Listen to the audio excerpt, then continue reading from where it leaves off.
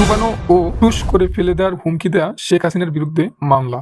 নতুন মামলা হয়েছে সাবেক প্রধানমন্ত্রী শেখ হাসিনার বিরুদ্ধে। এবারে পদ্মা সেতু চুবিয়ে বিএনপি চেয়ারপারসন বেগম খালেদা জিয়া ও বর্তমান সরকারের প্রধান উপদেষ্টা ডক্টর মোহাম্মদ ইউনূস হত্যার হুমকি দেওয়া এই মামলা হয়েছে তার বিরুদ্ধে। রোববার 15 সেপ্টেম্বর দুপুরে চট্টগ্রাম মেট্রোপলিটন আদালত এই মামলা দায়ের করা হয়েছে। চট্টগ্রামের ছাত্রদলের সাবেক সহসভাপতি সৌরভ পাল চট্টগ্রাম মেট্রোপলিটন আদালতে বিচারক জুয়েল দেবের আদালত এই মামলা করেন। মামলাটির আমলে নিয়ে আদালত পুলিশ ব্যুরো অব ইনভেস্টিগেশনকে পিবিআই তদন্ত করার নির্দেশ দিয়েছেন বলে জানান বাদীর আইনজীবী।